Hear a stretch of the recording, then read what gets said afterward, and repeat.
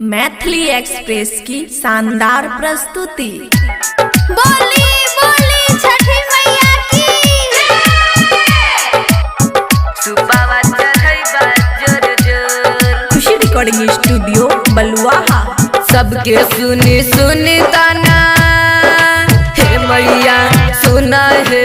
सबके सुनी सुनी ताना आँख से गिरलो बाजनिया नाम छोड़ा दिए छठी मैया। सुपावा चढ़ई बा जोर जोर। बाजनिया नाम छोड़ा दिए छठी मैया। सुपावा चढ़ई बा जोर जोर। डीजे सुमित सतीश रईमा। बाजनिया नाम छोड़ा दिए छठी मैया। सुपावा चढ़ई बा जोर जोर। एगो बेटा बिना सुना लागई छै आंगनमा। इतने बिनती अर्जी छै माँ तोरा से अरदनमा। एगो बेटा बिना सुना लागई छै आंगनमा। इतने बिनती अर्जी छै माँ तोरा से अरदनमा। पूरा दो मनोकामना आस लगाई के तोहर शरण में हे मैया सुना है। आस लगाई के तोहर शरण में खारे छिकल जो बाजनिया नाम छोड़ा दिए छठी मैया। सुपावा चढ़ई बा जोर जोर।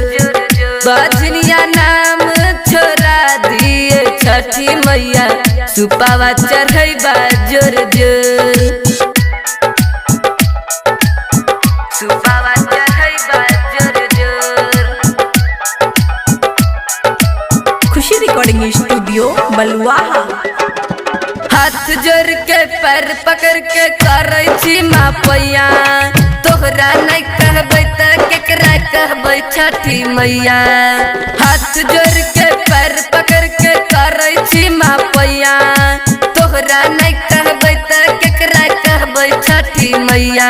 पार कर तोही नैया सीएम सुमन विकी विकास हे मैया सुना है। सीएम सुमन राजा रवाना अइला भोर भोर। बाजनिया नाम छोड़ा दिए छठी मैया। सुपावा चढ़ई बा जोर जोर। बाजनिया नाम छोड़ा दिए छठी मैया। सुपावा चढ़ई बा जोर जोर। सबके सुनी सुनी ताना आँख से गिरलो बाजनिया नाम छोड़ा दिए छठी मैया। सुपावा चढ़ई बा जोर जोर। बाजनिया नाम छोड़ा दिए छठी मैया। सुपावा चढ़ई बा जोर जोर। खुशी रिकॉर्डिंग स्टूडियो बलुआहा।